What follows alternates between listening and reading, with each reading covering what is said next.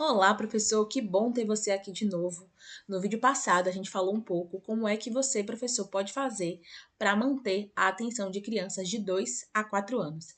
Se você ainda não assistiu o vídeo anterior, fica tranquilo que ainda está disponível para você conseguir assistir. Eu espero que você que assistiu tenha testado nas suas aulas e se você testou, me conta lá no grupo se funcionou. Hoje, o que eu quero te entregar é algo que, dentro da minha experiência de 12 anos no tatame, pra mim é o que mais segura a matrícula. Que não é a técnica do judô propriamente dita. A gente sabe que é muito importante. A gente sabe que é muito importante que a criança ela tenha uma evolução técnica para que ela consiga galgar resultados assim, principalmente em relação à graduação dentro do dojo. Mas o que segura para mim, na minha perspectiva, a matrícula da criança é o pai, a família enxergar que existe uma evolução. Não só uma evolução técnica, mas também uma evolução comportamental. Então preste atenção, porque eu penso que isso pode mudar o seu cenário até o final do ano. Deixa eu começar com uma cena, assim, que eu penso que você conhece, porque isso acabou acontecendo comigo, quando você percebe aquela criança que chegava super animada no tatame, e de repente parece que ela simplesmente apagou, perdeu o brilho, não tem mais vontade, aquela vontade que ela tinha de treinar quando iniciou e que era tudo novo. E se você já viu isso, eu acho que você pode entender o que eu tô querendo trazer aqui pra você hoje. A gente costuma tratar isso, na maioria das vezes, e eu digo por mim, como uma fase da criança. Mas preste atenção, porque assim, a desmotivação ela faz com que exista um problema de verdade, visto que a criança que perde o brilho, ela sente que não está sendo vista. Então ela treina, se esforça e ninguém nomeia o que ela conquistou, principalmente, professor, as crianças de 2 a 4 anos, que por muitas vezes estão sujeitas a perder a motivação e nem mesmo entender o que está acontecendo. Então, para ela sentir que ela evoluiu, ela precisa primeiramente ouvir o que ela está evoluindo, você como professor explicar minuciosamente qual foi qual foi o aspecto que ela conseguiu evoluir naquele momento durante as aulas, e eu ainda penso que visualizar a evolução.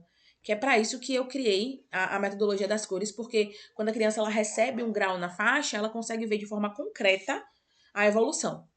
Assim como quando a gente, por exemplo, muda a faixa de ano em ano, pelo menos eu como professora, nas minhas turmas de judô, nos meus dojos que eu tive, eu não fazia 2 graduações por ano, às vezes o que acontecia era entrar uma criança um pouco depois do processo e ela cumpria a carência e eu pegar aquele bloco de crianças, por exemplo, 12, 15 crianças que entraram depois do momento da carência para a graduação de faixa e fazer um evento menor para elas. Mas assim, esse é o momento que a criança consegue enxergar e o pai também consegue enxergar a evolução na criança. Se está galgando novas faixas, consequentemente ela está melhorando e evoluindo tecnicamente, e comportamentalmente também, porque a gente sabe que para uma criança ela chegar numa faixa, apesar da ortoga da CBJ, da Confederação Brasileira de Judô, ela só descrever pra gente questões técnicas, a gente sabe que os princípios do judô eles estão intrínsecos ao Bushido, né? Que é o código de conduta do samurai. Então, uma criança, para ela conseguir galgar faixas, consequentemente, imagina-se que ela tenha um comportamento coerente àquela graduação que ela está recebendo. Então, quando o pai ele consegue enxergar isso de uma maneira mais nítida, não só anualmente quando a criança muda a faixa, o pai ele consegue perceber que a criança está evoluindo. E quando ele não enxerga, ele desmotiva também, assim como ele desmotiva, como a criança desmotiva, e, consequentemente, retira a matrícula. O pai tira a criança do judô. Porque assim, gente, a gente tem que pensar que a gente não está lidando com pais. Não são todos os pais, por exemplo, que compreendem a necessidade de uma frustração, por exemplo, para os seus filhos. É uma coisa que eu gosto de falar para professores especificamente. Eu tenho em vista que as pessoas que estão assistindo esse vídeo são professores de judô, então eu gosto de abrir o meu pensamento e a minha visão em relação a isso. A gente tem que pensar no seguinte: a conscientização ela não é só para as crianças, ela é também e principalmente para os pais. Só que a gente não vai fazer isso de uma maneira imposta. A gente, como professor, vai ensinando, digamos assim, como funciona dentro das nossas práticas judoísticas, né, dentro do judô, como é que funciona, como foi que Jigoro Kano ensinou pra gente, como foi que os nossos professores ensinaram pra gente, qual é a importância da constância da criança, independente ali se está demorando um pouco mais de ter um resultado, de como o pai pode incentivar aquela criança a continuar, as frustrações das derrotas, por exemplo, nas competições, que não é porque a criança perdeu uma vez que ela tem que desistir. Eu já vi acontecer de pais questionarem por que o fulaninho foi para a faixa tal e o cicraninho foi para a faixa tal.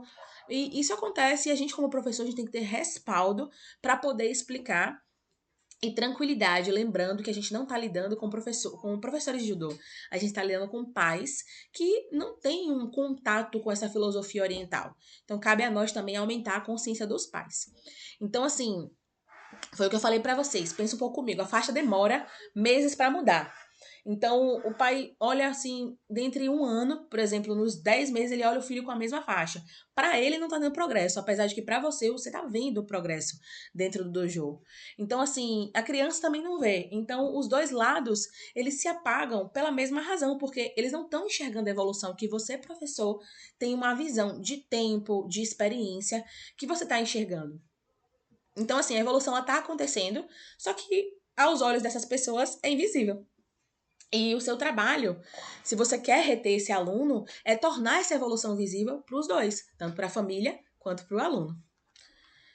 Agora, deixa eu te dar uma ferramenta, que para mim foi a virada de chave, que é você parar, não parar assim, mas você pensar em não só reportar a técnica para o pai. Ah, seu filho aprendeu os ukemis, seu filho aprendeu, que é importante. Eu não estou dizendo que a gente não deve reportar essas evoluções técnicas, porque a evolução técnica, principalmente no mundo que a gente vive hoje, em crianças que estão tendo acesso a mais telas, estão brincando menos, coordenação motora diferente das que a gente via alguns anos atrás. Então as crianças elas demoram um pouco mais para evoluir, porque o professor de judô, ele tá com a responsabilidade de retornar lá para aquela coordenação motora global que às vezes está sujeita a criança precisar ter aprendido brincando com os próprios pais, o estímulo dos próprios pais, com a escola.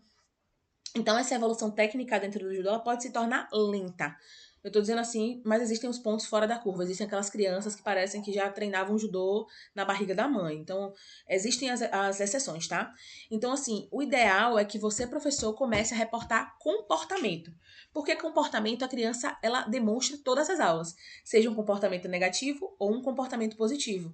Eu acho de suma importância falar dos dois tipos de comportamento. Porque isso que eu percebi dentro do método, que é essa ligação, essa união que você, professor, deve e pode ter também com a família. Então, eu vou te dar esses 3 passos, que é como eu faço, e você já pode usar na sua próxima aula, tá?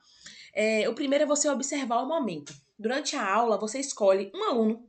Escolhe um aluno, assim, aquele aluno que você sente, assim, por exemplo, que está tendo uma necessidade maior dentre os outros, e observe o momento concreto dele.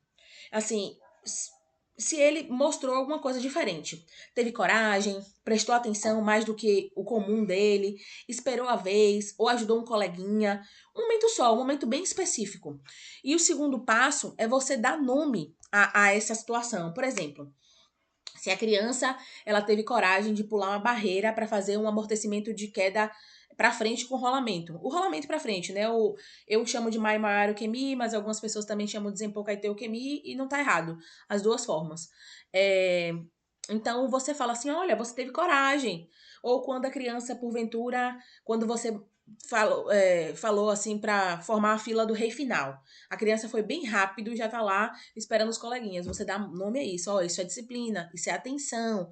Você nomear para a criança entender, e não só a criança, mas os colegas que estão ao redor. Porque criança aprende com criança. Esse é um pensamento meu, né? A gente tá ali só para orientar. E o terceiro passo é você comunicar isso que aconteceu aos pais, à família, no mesmo dia. Aqui é que mora a mágica. Eu não digo assim para os pais dos meus alunos: "Ó, seu filho foi bem hoje". Não, eu explico para ele. Eu explico. Se o pai estiver lá, eu já falo presencialmente. Se porventura o pai não estiver lá, eu tenho um grupo no WhatsApp que, inclusive, é um dos pontos que eu mostro para vocês dentro da metodologia das cores. Além do grupo de WhatsApp, a gente pode fazer algumas coisas dentro do grupo do WhatsApp para os pais perceberem o profissionalismo, perceberem o profissional que você é. Então você manda um áudio no privado desse pai, porque você já vai ter o número do pai salvo. É um dos pontos que eu auxilio vocês dentro da metodologia das cores, mostrar essa importância da gente ter os números dos pais salvo com o nome da criança. Eu, como dava aula em condomínio, eu tinha o número do apartamento da criança. Vou contar um caso rápido para vocês. Uma vez, terminou a minha aula, a criança fica brincando com a babá do lado de fora, num condomínio específico. E esse menino, ele bateu a cabeça no balanço. E eu tenho o número da mãe, além de ter o número da mãe, eu sei o apartamento que ele mora. Então eu carreguei a criança, a gente enrolou um pano na cabeça dela e eu levei o menino diretamente pra casa dele. Porque lá na casa dele a mãe consegue dar um suporte maior, ela é médica. E além disso, se precisar transferir ele para outro lugar, ele estava consciente, por isso que eu fiz dessa maneira. Ele estava consciente, ele estava falando, ele não tinha vomitado. E eu levei ele diretamente pra casa dele. Mas por quê? Eu não ia ter isso na minha cabeça, salvo lá no meu drive. Não ia. Mas eu tinha no meu celular o número do apartamento dele com o nome da mãe e o nome da criança. Então, isso também é um dos pontos que eu auxilio e ensino vocês dentro da metodologia das cores. Então, a gente grava um áudio pro pai, falando assim: olha, Fulano hoje demonstrou coragem, ele tentou um movimento que ele nunca tinha feito antes, muito legal. Não precisa se estender, tá sujeito os pais quererem se estender e falar alguma coisa, mas é importante a gente ouvir também, ter essa escuta ativa. O menino ele não vai lá só para treinar judô, a gente receber a mensalidade e acabou. A gente tem que ter um propósito dentro do que a gente está fazendo para que as coisas se perpetuem, para que as coisas elas sejam duradouras.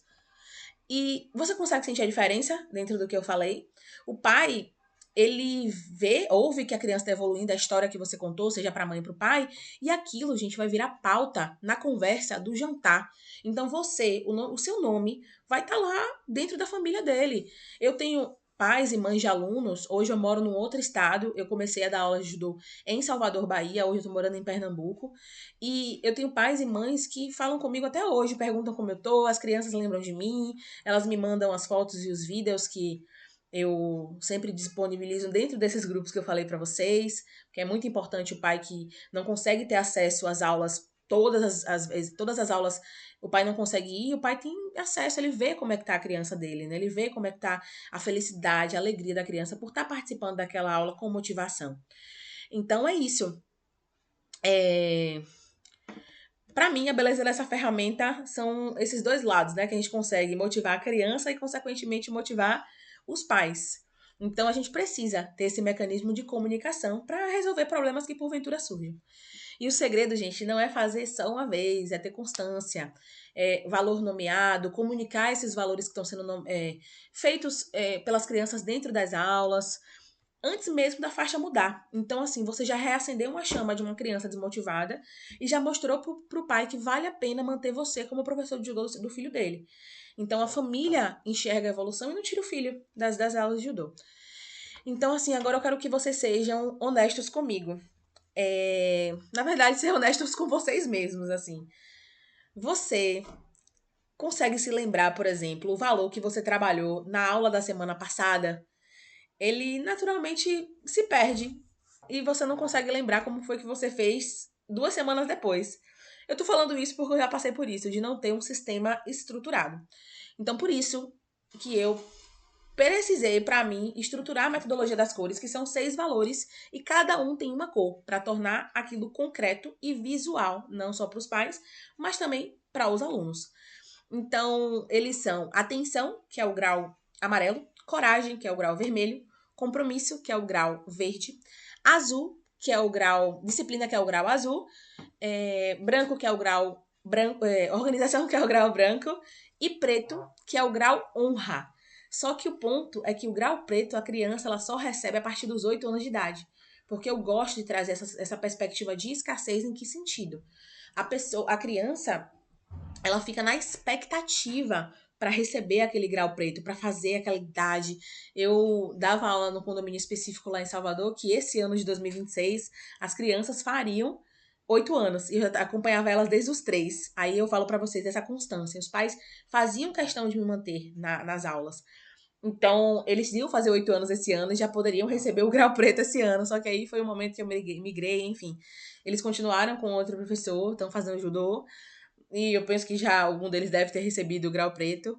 Mas é bem interessante esse movimento que causa dentro da turma, né? E na parte física, visual, né, a criança vai acumulando cores na faixa, o que dá para ela perceber esse rastro visual, né, da evolução. E ninguém precisa explicar. O que acontece é elas terem que explicar para outras pessoas o que significam aquelas cores, né?